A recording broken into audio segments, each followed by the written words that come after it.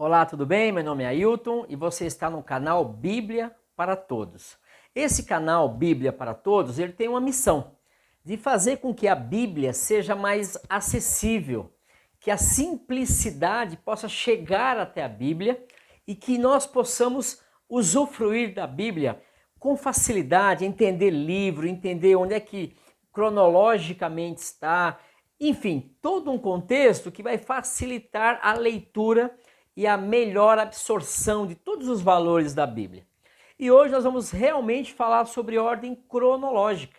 Nós vimos em vídeos anteriores que a ordem que a Bíblia está nas nossas mãos não é cronológica, ela é por gênero literário.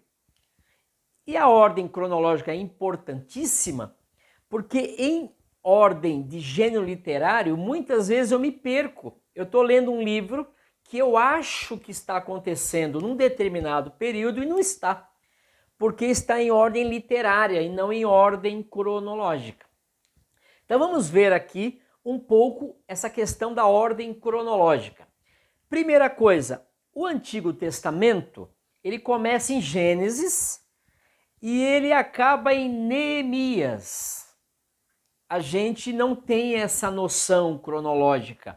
Neemias é o último livro histórico da nação de Israel e a partir dele acaba o Antigo Testamento. Na ordem de gênero literário, ele está mais ou menos no meio da Bíblia, mas a história dele é o fim do Antigo Testamento. Então isso aqui já é bom entender. Depois dele vem 400 anos de silêncio de Deus. Depois dos 400 anos, aí vem a nova aliança. Então a antiga aliança acaba em Neemias, tem 400 anos de silêncio, e depois vem Jesus. Mateus, Marcos, Lucas e João falam da história de Jesus. E acaba em Apocalipse. Ou seja, eu tenho a ordem cronológica já colocada aqui na mesa. Gênesis é o início, o final é Neemias e o começo Mateus e depois acaba Apocalipse. Então vamos entender agora a história e aonde os livros se encaixam, porque aí eu vou entender, essa expertise vai chegar uma vez que eu entenda a ordem cronológica. Vamos lá, Gênesis é o início de tudo, as primeiras coisas, o livro dos inícios, e eu tenho aqui a criação. Tudo começa com a criação, perfeito. Depois eu tenho as três alianças, a aliança que Deus fez com um casal, Adão e Eva, deu errado, com uma família, Noé e sua família também deu errado, e a família de Abraão, e na verdade a nação de Israel através de Abraão. Três alianças. Na história de Abraão, eu preciso entender que Jó aparece. Jó é contemporâneo, é da época de Abraão. Aqui já muda, eu tenho Gênesis e Jó. Cronologicamente, Gênesis e Jó. Em gênero literário, Jó está perto de Salmos, lá no meio. Aí então eu já desloco Jó cronologicamente para falar com Gênesis, aqui na época de Gênesis. Muito bem. A história do povo de Israel continua, ela cresce, ela é escravizada, ela é livre pelas mãos de Moisés e a história continua com ela sendo rebelde, murmuradora. 40 anos se passam porque eles têm que aprender que não é murmurando que entra na terra, não é desconfiando de Deus, principalmente com 10 pragas que abalaram o mundo, que abalaram o Egito. Eles perderam essa noção e por isso peregrinaram no deserto, morreu essa geração que tinha intoxicação com o Egito. A nova geração, já nas mãos de Josué, conquistam a terra. Então o livro de Josué está correto.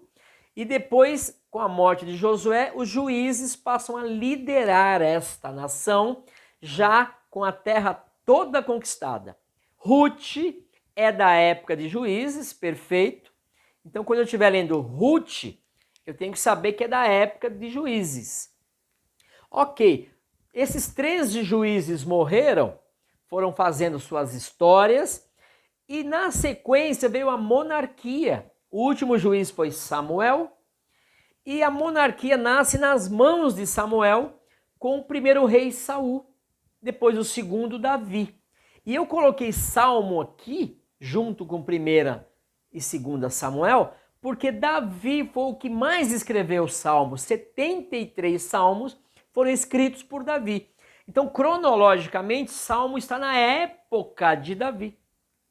Quando eu estiver lendo a maior parte dos salmos, eu tenho que entender que está lá antes, a história está incrustada em Davi. Muito bem. Logo em seguida vem a história de 1ª e 2ª Reis, que é a sequência de 1ª e 2ª Samuel. Por quê? Porque continua a monarquia aqui. Saul, Davi, aí eu tenho Salomão, que é filho de Davi. E pelas mãos de Salomão é que liga-se o botão da decadência de Israel. Aqui eles passaram a uma era de ouro, de riqueza, de prosperidade nas mãos de Davi. Teve o pecado dele, sim, problemas com a sua família, mas em Salomão é que ele estava cheio de tanta prosperidade e a prosperidade não fez bem. A prosperidade muitas vezes faz mais mal do que bem e fez muito mal para Salomão, para a nação de Israel e principalmente para o filho de Salomão. Ele deixou um legado horrível aqui.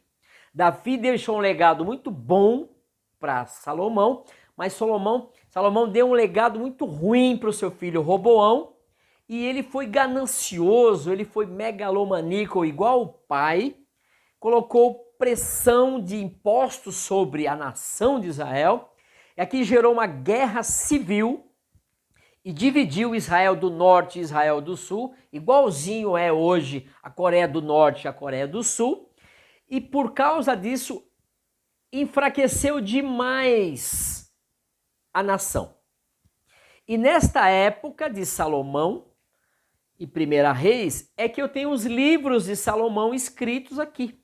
Eu tenho Cantares, Provérbios, Eclesiastes, e eu tenho aqui também para honrar a Bíblia Católica, eu coloquei aqui um livro apócrifo, Sabedoria Eclesiástica, que é para os católicos entenderem aonde está localizado cronologicamente no livro da Igreja Católica, no livro da Bíblia Católica. Muito bem, e aqui eu tenho os livros dos profetas maiores e menores que viveram na época de 1ª e 2ª Reis.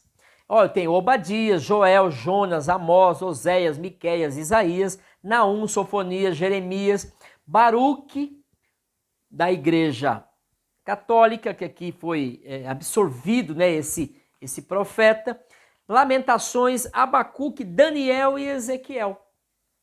E nós precisamos saber que quando lemos, por exemplo, Daniel e Ezequiel, estamos no fim da história de 2ª Reis.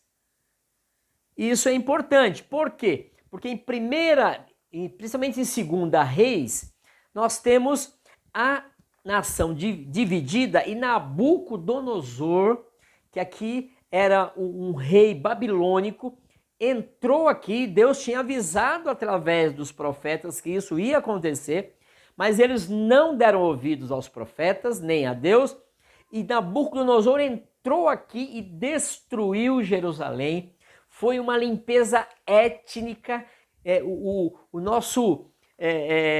Esse imperador Nabucodonosor quis destruir a coluna dorsal da nação de Israel, queria destruir Israel e levou as cabeças pensantes para a Babilônia para terem uma lavagem cerebral. Aqui foi horrível, destruíram o templo, queimaram tudo, enfim, fizeram das mulheres escravas, mataram muita gente. E Daniel e os 3 amigos dele, que em nome já babilônico, Sadraque, Mesaque e Abidnego, foram para a Babilônia. E Ezequiel viveu nessa época. Por isso, ao ler Ezequiel, eu tenho que entender que é final de 2 Reis. E aí eu já começo a entender quem Daniel, que foi um desses jovens lá na Babilônia que honrou a Deus, enfim, eu começo a entender o contexto. Mais para frente, depois de 70 anos, Deus falou, olha, vai um general aí chamado Ciro, vai entrar na Babilônia, vai destruir com Nabucodonosor e ele vai ser bom e vai deixar vocês voltarem para Israel e reconstruírem Jerusalém e todo o templo. E assim aconteceu. A sequência é com Esdras, Ageu e Zacarias. Esther viveu na época de Esdras, pós-cativeiro babilônico. Quando eu estiver lendo, por exemplo, Ageu e Zacarias, que são profetas menores, esses profetas não falaram para os reis, para eles retornarem à essência. Eles falaram quando a restauração começou e o povo desistiu, estava desanimado e eles foram levantados por Deus para animar o povo aqui pós-cativeiro. Então, às vezes a gente está lendo Ageu e Zacarias achando que está na época de 2 Reis. Não está. São profetas da época do pós-exílio da Babilônia. É interessante saber. Na sequência, o amigo de Esdras, Neemias, depois de um tempo, Deus usou ele para restaurar os muros. Esdras e Zorobabel, que foi um povo antes aqui de Esdras, foram usados por Deus para restaurar o templo e Neemias para proteger o templo com os muros de Jerusalém. E Malaquias vive sim na época de Neemias. Aqui há uma restauração dos muros, eles ainda continuam escravos, porém há uma branda paciência com Israel e ele volta para a restauração. E aqui acaba o Antigo Testamento. Depois de 400 anos, aqui há um silêncio de Deus, mas aqui há alguns personagens dos livros apócrifos que a Igreja Católica abraçou, Tobias, Judite, 1ª e 2ª Macabeus. Eles vivem aqui, a história deles é nesta época, mas não tem nada na Bíblia porque aqui foi um silêncio de Deus. Aqui nós temos os dominantes da época, os persas, os gregos, principalmente com Alexandre o Grande.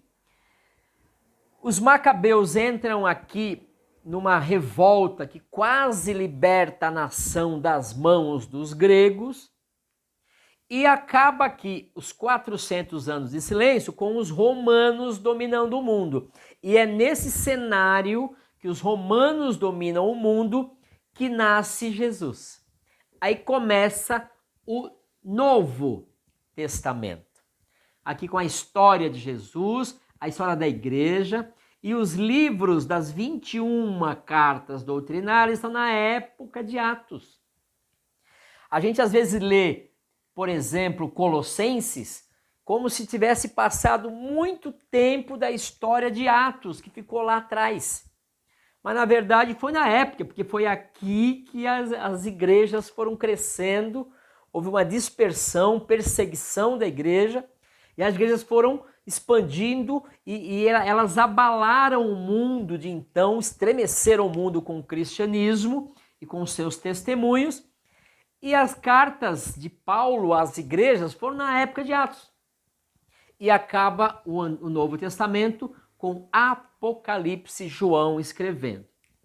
Uma noção um pouquinho de tempo, aqui nós estamos falando em mais ou menos 4.000 anos antes de Cristo, e aqui nós estamos falando em 90 depois de Cristo.